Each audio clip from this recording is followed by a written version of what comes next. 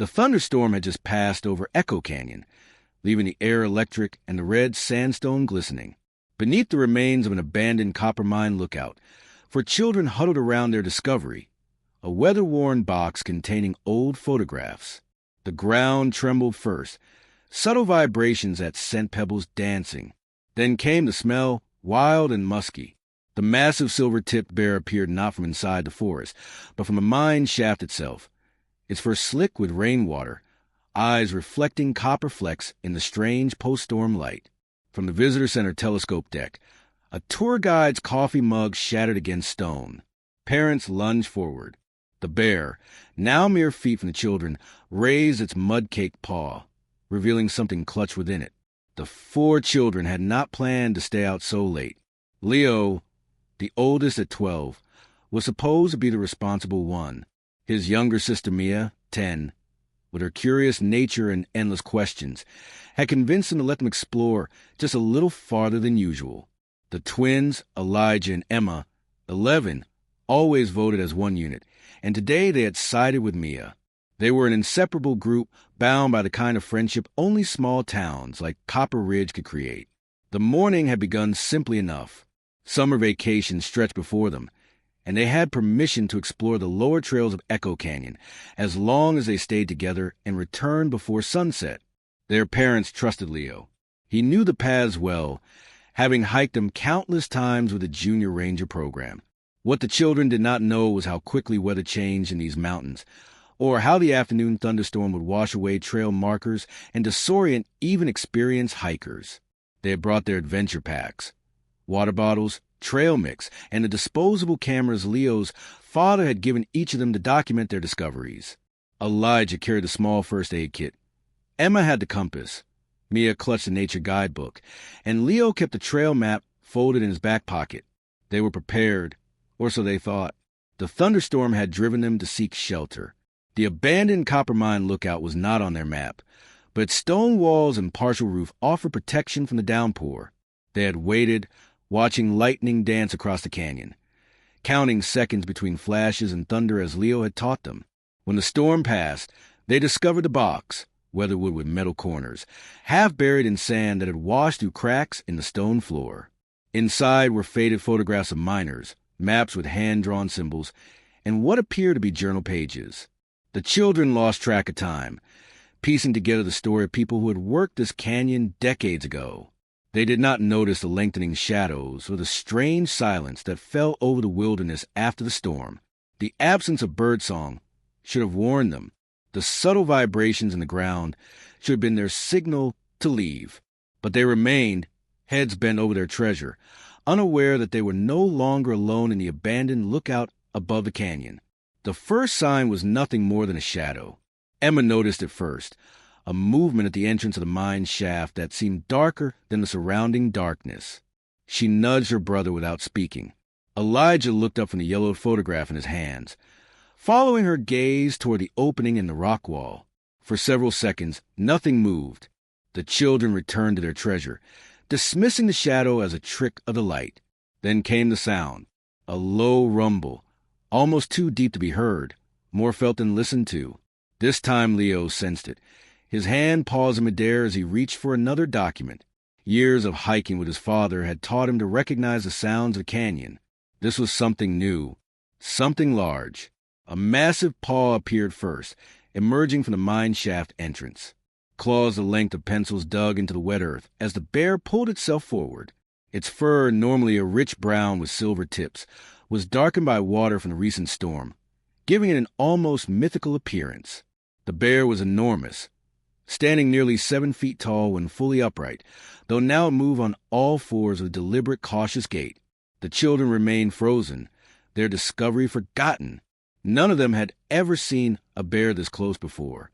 Leo recognized it as a grizzly, remembering the wildlife presentations his father gave to tourists. His mind raced through the safety protocols he had been taught. Make yourself look big. Speak in a loud, firm voice. Back away slowly. Never run. But his body refused to follow these instructions, locked in place by a mixture of awe and terror. Mia was the first to speak, her voice barely above a whisper. "Leo, what do we do?" The bear paused, its massive head turning toward the sound of her voice. Black eyes, intelligent and curious, focused on the four small humans huddled against the far wall of the lookout. The creatures sniffed the air, catching their scent on the breeze that now flowed through the open structure. What happened next confused the children. Rather than charging or retreating, the bear began to move toward them with an unusual gait. It favored its right front paw, lifting it carefully with each step, as if testing the ground before placing weight on it. The massive animal moved with surprising gentleness, almost as if it were trying not to frighten them. As it drew closer, the children could see its condition more clearly. Its fur was matted in places, and a long scar ran down its right shoulder. This was no stranger to human encounters. The bear moved with purpose, its eyes never leaving the children, yet there was something in its approach that seemed almost cautious, even respectful. Elijah, always observant, noticed something clutched in the bear's right paw.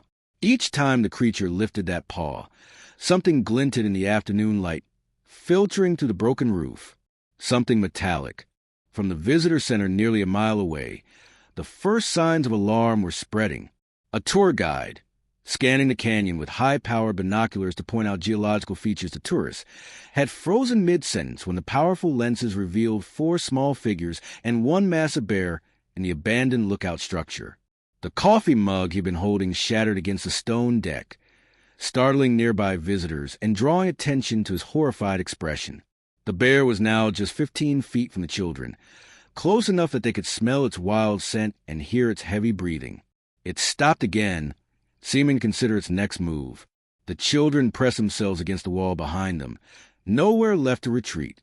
Leo tried to position himself in front of the others, his arms spread wide in a protective gesture that seemed futile against such a powerful creature.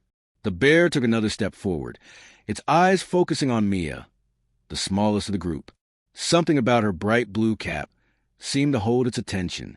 It tilted its massive head, a gesture almost dog-like in its curiosity.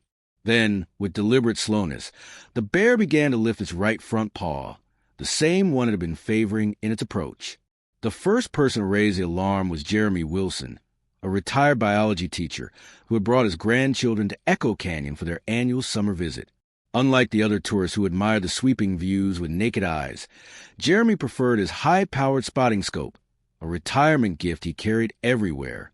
Through its powerful lens, he watched the unthinkable unfold in crystal clarity.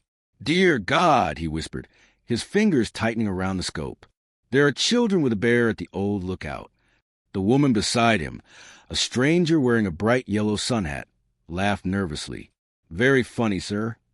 Jeremy turned to her, his face ashen. "Call a ranger. Now." Something in his voice silenced her skepticism. She rushed toward the visitor center, while Jeremy kept his eye fixed to the scope, tracking every movement of the massive predator as it approached the children. He raised his voice, abandoning the typical hushed tones of wildlife observation. "There are children in danger. Someone get the park rangers." His words rippled through the observation deck.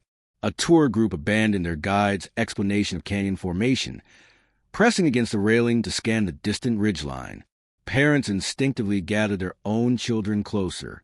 Someone shouted for people with binoculars to confirm the sighting. Inside the visitor center, Head Ranger Sarah Jenkins was reviewing trail maps with a family when the woman in the yellow sun hat burst through the doors. "Bear attack! Children at the old mine lookout." The center fell silent for one heartbeat before erupting into chaos. Sarah reached for her radio, her training overriding the initial spike of fear. Code read at abandoned copper mine lookout. Possible juvenile visitors with grisly encounter. All available units respond. Phones appeared in hands throughout the center as visitors began recording the unfolding scene, their cameras zooming ineffectively toward the distant ridge. Others made frantic calls to emergency services, creating a flood of redundant reports that quickly overwhelmed the local dispatch center. Sarah shouted above the growing commotion, "Everyone please remain calm and stay inside the visitor center. Our wildlife response team is mobilizing." But her words barely registered. Parents were counting their children, confirming none of their own were missing. A park volunteer attempted to organize visitors into orderly groups, but few complied. A woman sobbed into her husband's shoulder, overwhelmed by the mere thought of children in such danger. At the ranger station a quarter-mile away, the emergency response moved with practiced efficiency despite the unusual nature of the call. Rangers loaded tranquilizer guns into vehicles.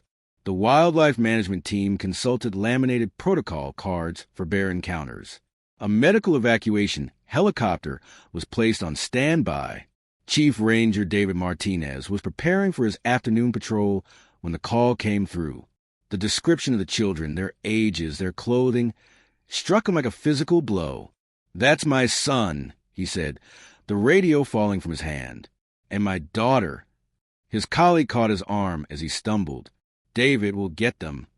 Martinez shook him off, already racing toward his truck. His wife Elena, who worked in the Canyon Cafe, saw him sprint past. The look on his face told her everything she needed to know. She abandoned her post without a word, running after him. The Blackwood family had split up that morning. Dr. Catherine seeing patients at the first aid station, while her husband Stephen took their youngest son fishing at the lower creek. When Stephen returned to meet his wife for lunch, he found the first aid station empty and a note hastily taped to the door. "Emergency. Twins in danger. Mind lookout." The news spread beyond the canyon with frightening speed. The local radio station in Copper Ridge interrupted a weather report with breaking news of a wildlife emergency. Residents who knew the Martinez and Blackwood families immediately headed for their cars, creating a traffic jam on a narrow access road that threatened to block emergency vehicles. The sheriff's department established a roadblock 2 miles from the visitor center, turning away all but essential personnel. Deputies armed with rifles joined the caravan of response vehicles, though everyone knew shooting the bear would be an absolute last resort, both for the animal protection and because gunfire near the children created its own dangers. Back at the observation deck, the crowd had swelled despite Rangers' attempts to clear the area. A news helicopter appeared overhead, its distant thrum adding to the tension. Camera crews set up equipment. Reporters practiced somber expressions, and satellite trucks jockeyed for position in the overflowing parking lot. Through binoculars and telescopes, dozens of eyes tracked the bear's every move. Theories and rumors spread to the gathered onlookers with dizzying speed. Some claimed the bear was rabid. Others insisted it had cubs nearby. A man who identified himself as a former hunting guide predicted the children had less than 5 minutes to live. Dr. Miguel Vega, the park's wildlife biologist, forced his way through the crowd to the railing, his expression growing increasingly puzzled as he studied the scene through professional-grade binoculars. "This isn't right," he said to a ranger beside him. "The bear's behavior is all wrong for an attack." But his expert assessment was drowned out by the collective fear. On the access road below, dust clouds marked the progress of Ranger Martinez's truck as it raced toward the trailhead, followed closely by Catherine and Stephen Blackwood's vehicle. The parents' desperate journey was being broadcast live from the news helicopter, turning private terror into public spectacle. In the midst of the growing pandemonium, few noticed the bear's posture change. Even fewer saw it slowly lift its injured paw, and almost no one understood what that gesture might mean. Time slowed to a painful crawl within the weathered walls of the abandoned mine lookout. The 4 children stood motionless, their bodies pressed against a rough stone wall behind them with nowhere left to retreat. Their limbs felt leaden, minds clouded by a primal fear that erased all thought of escape or resistance. Even breathing seemed dangerous, as if the slightest movement might trigger the bear's predatory instincts. Leo, despite his years of wilderness training, found himself paralyzed. All the safety protocols his father had drilled into him evaporated in the face of actual danger.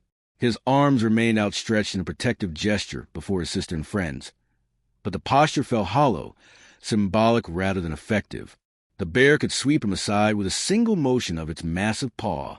The weight of his responsibility crushed down on him with each of the bear's approaching steps. He had led them here. Whatever happened next would be his fault. Mia's eyes remained locked on the bear's face, unable to look away. Her bright cap, what had seemed to attract the creature's attention, now felt like a beacon drawing danger toward them. A silent tear traced down her cheek, but she remained otherwise still, her curious nature for once completely subdued by fear. Her small fingers clutched the fabric of her brother's jacket, the only movement she dared make. The twins had instinctively reached for each other's hands, their typical synchronicity unbroken even in terror.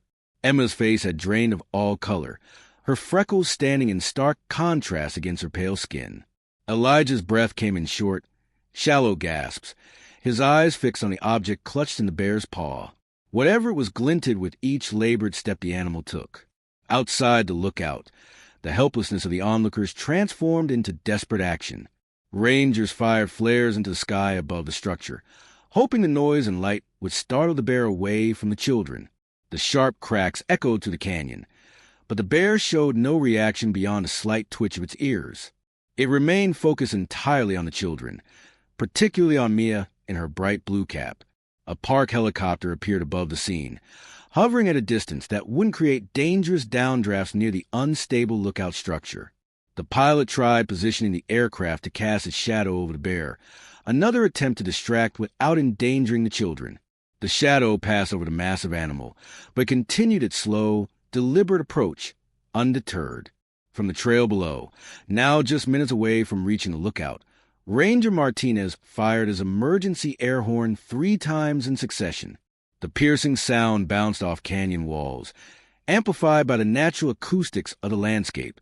The children flinched at the noise, but remarkably, the bear maintained its steady advance, its behavior defying everything the rangers knew about normal wildlife responses. Dr. Vega watched through his binoculars from the observation deck, his professional curiosity momentarily overriding his concern. The bear's focused demeanor, its lack of aggressive posturing, its careful movement, none of it fit the profile of a predatory encounter.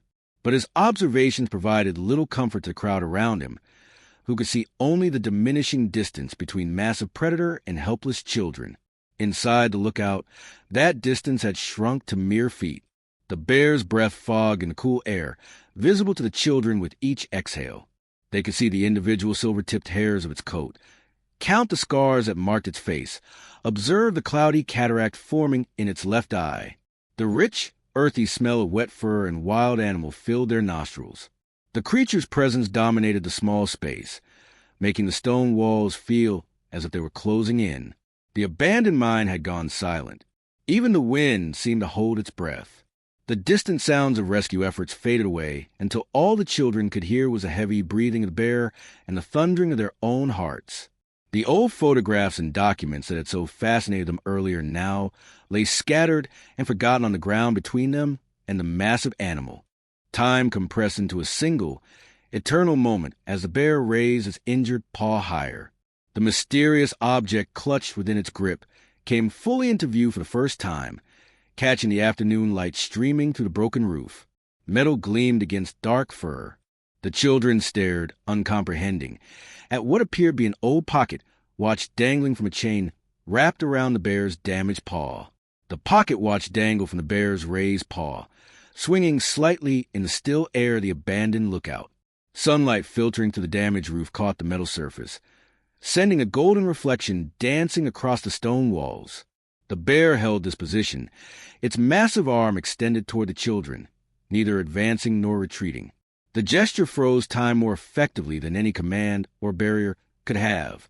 From the observation deck, through dozens of lenses trained on the scene, the bear's posture transformed from menacing to something utterly unexpected. The raised paw, rather than poised to strike, remained suspended in a manner that appeared almost deliberate. The creature's head tilted slightly, its eyes focused not on the children as potential prey, but on Mia's face with what eerily resembled recognition. Ranger Martinez had reached the base of the lookout structure, his lungs burning from the sprint up the steep trail. His hand hovered over his tranquilizer gun, but he held his position, sensing something extraordinary unfolding.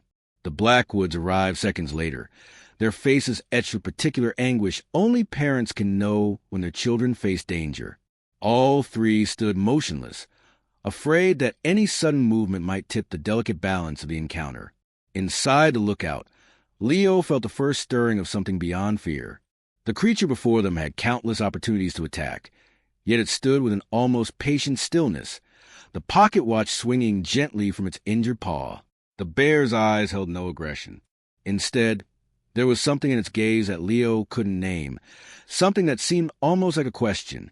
The helicopter circling above the scene slowed its rotation, the pilot mesmerized by the tableau below. The news cameras captured every second of the unexpected standoff, broadcasting live to a region now collectively holding its breath. Dr. Vega, the wildlife specialist, pushed his way to the front of the crowd at the observation deck, his scientific mind struggling to categorize what he was witnessing.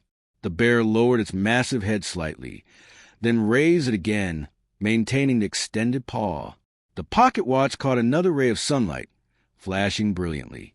The bear's eyes moved deliberately from the watch to Mia's face, then back to the watch, performing this cycle 3 times in succession. The behavior displayed an intelligence and intentionality that defied conventional understanding of wildlife behavior. Among the 4 children, it was Mia who first recognized the nature of the gesture. Her innate curiosity gradually overcame her fear, allowing her to see what the others could not. The bear wasn't threatening them. It was showing them something. The pocket watch wasn't randomly caught in its paw. It was being deliberately presented to them. Around the canyon, the perception of the encounter began to shift. Whispers spread through the crowd at the observation deck. The news reporter's tone changed mid-broadcast, uncertainty creeping into what had been a dramatic narration of impending tragedy. Emergency responders paused in their preparations, sensing the unusual nature of the standoff. The bear took one small step backward, still holding the paw extended, creating space between itself and the children. This deliberate movement, this conscious yielding of ground, transformed the dynamic entirely. The gesture no longer appeared as a threat, but as an offering, a request, or perhaps even a plea. A collective realization rippled outward from the lookout. What they were witnessing was an attack interrupted. It was communication attempted. The bear stood not as a predator cornering prey, but as a creature in need, approaching the only beings who might understand. Children, whose minds remained open to possibilities adults had long ago dismissed. The pocket watch glinted again, and for the first time since the encounter began, Mia took a tiny step forward, her hand instinctively reaching toward the mysterious object. Leo remained protective, his arm still outstretched before his sister, but he too sensed the extraordinary nature of the moment. The twins exchanged a glance of shared understanding.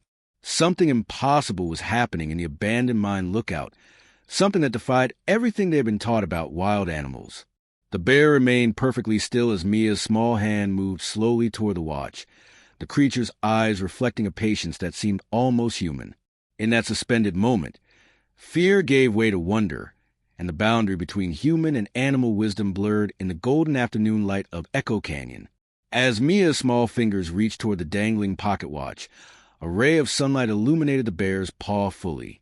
The injury became clearly visible to everyone. Swollen tissue, embedded thorns, and a deep infection that had spread across the pad. The pocket watch was not simply held. It was painfully entangled in a thin chain that had wrapped around the wounded paw, digging into the inflamed flesh. What had been interpreted as a threatening gesture was actually an animal seeking relief from suffering. Dr. Vega, watching through professional-grade binoculars, was the first to articulate what was happening. His voice carried across the now silent observation deck, amplified by the canyon acoustics. The bear is injured. The watch is stuck in its paw. It's not attacking. It's asking for help. The simple explanation rippled through the crowd, transforming terror into astonishment. Parents who had been clutching their children in fear now lifted them up to witness the extraordinary moment. The news reporter, who had been narrating an expected tragedy, fell silent for several seconds before adjusting his entire narrative. Emergency responders lowered their tranquilizer guns, their expressions shifting from grim determination to wonder. At the base of the lookout, Ranger Martinez recognized the significance of what was unfolding. Years of wildlife training had taught him that animals could be unpredictable, dangerous, and should never be anthropomorphized. Yet here was a wild creature displaying behavior that defied conventional understanding, approaching humans not with aggression, but with what appeared to be trust. Inside the lookout, the children's natural compassion emerged as their fear receded. Leo, who had been protecting his sister and friends, now stepped forward alongside Mia. The twins moved in unison, their shared instinct for solving problems activating. The four children formed a small semicircle before the injured bear, their postures relaxing as they recognized the animal's pain rather than its power. Mia spoke softly, her voice gentle and reassuring as she would with an injured bird or frightened pet. Though no one outside could hear her words, the bear responded to her tone, lowering its massive body until it sat on the stone floor of the lookout, the paw still extended. The gesture transformed the enormous predator into something vulnerable, almost childlike in its trust. The bear's eyes, previously perceived as threatening, now revealed a different quality: intelligence, patience, and a remarkable gentleness. Its breathing slowed, its massive shoulders relaxed, and it made a soft huffing sound that carried no aggression. The creature's entire demeanor changed, or perhaps more accurately, was finally seen clearly for what had been all along. Not a monster from the wilderness, but a being in pain seeking help that only human hands could provide. From the observation deck, cameras captured the transformation, not of the bear, which had remained consistent in its intent, but of human perception. What had been a wildlife emergency reframed itself into a moment of cross-species connection that challenged fundamental assumptions about the boundaries between humans and wild animals. In that profound moment of realization, Echo Canyon fell completely silent. The helicopter hovered motionless. The crowd stood breathless. And four children prepared to help a creature that, minutes earlier, they had believed would end their lives. The next hour unfolded with the careful precision of a well-rehearsed dance, though nothing like this had ever been documented in Echo Canyon's history. Dr. Vega arrived first, climbing the trail with deliberate slowness, his medical kit hanging from his shoulder. Ranger Martinez and the Blackwood parents remained at the base of the structure, following the wildlife specialist's instructions to avoid overwhelming the bear with too many human presences. The children, under Dr. Vega's gentle guidance, moved aside to create space for his work. The bear remained seated, watching with alert but calm eyes as the specialist approached. With steady hands that belied his racing heart, Dr. Vega examined the injured paw, speaking in low, soothing tones. The pocket watch, an antique gold timepiece with intricate engravings, had become entangled in a chain that had wrapped around the bear's paw. The infection had spread, causing the swelling that made the chain impossible for the bear to remove itself. Using specialized tools, Dr. Vega carefully cut the chain, freeing the watch without causing additional pain to the already suffering animal. He applied antibiotic ointment to the wound and wrapped the paw in a protective bandage. Throughout the procedure, the bear remained still, its eyes moving between the doctor and the children, displaying a level of trust that experienced wildlife experts later described as unprecedented. As the children were safely reunited with their parents, park historians examined the pocket watch. The timepiece dated back to the early mining days of Echo Canyon, bearing the initials of a mine supervisor who, according to local legend, had once saved a bear cub from drowning in a flooded shaft. The connection seemed too remarkable to be coincidental, yet too extraordinary to be explained by conventional understanding of wildlife behavior. In the days that followed, the story of the bear and the four children spread far beyond Echo Canyon. Wildlife experts from across the country arrived to document the bear's unusual behavior pattern. Through tracking data and distinctive markings, they discovered the same bear had been regularly spotted near human settlements without any reports of aggression. Local residents came forward with stories of seeing the bear watching from a distance, particularly in areas where children played. The media dubbed it the guardian bear of Echo Canyon, though scientists cautioned against excessive anthropomorphizing. Yet even the most skeptical experts acknowledged that the encounter challenged fundamental assumptions about wildlife behavior and intelligence. The bear was relocated to a protected wildlife sanctuary where its injured paw could fully heal, but its legacy remained in the canyon and in the lives it had touched. For the four children, the experience transformed their understanding of the natural world. Leo developed a passion for wildlife conservation. Mia began studying animal communication. The twins created an educational program to teach other children about compassionate interactions with wildlife. Their afternoon adventure had become a pivotal moment, not just in their own lives, but in their community's relationship with the wilderness that surrounded them. Echo Canyon National Reserve established new educational programs emphasizing coexistence rather than fear. The old Coppermine Lookout was carefully restored and transformed into an observation point where visitors could learn about the extraordinary encounter. The pocket watch found a permanent home in the visitor center display, a tangible reminder that appearances can deceive, and that compassion crosses boundaries humans often believe to be impenetrable. The bear's gesture, that extended paw that had been misinterpreted as a threat, became a symbol of the wisdom that comes from seeing beyond fear to recognize a request for help. In that moment when panic transformed into understanding, something profound had been revealed about the connection between all living beings. The lesson of the bear with the raised paw remains. Sometimes what appears most frightening is simply a cry for compassion, waiting for someone brave enough to recognize it. If this remarkable tale of unexpected connection between humans and wildlife touched your heart, be sure to subscribe to our YouTube channel for more extraordinary animal encounters. Every day, we bring you authentic, heartwarming stories that reveal the surprising intelligence and emotional depths of creatures we share our world with. Don't miss our next upload. Subscribe now and join our community of animal lovers and storytellers who believe in the power of compassion across species.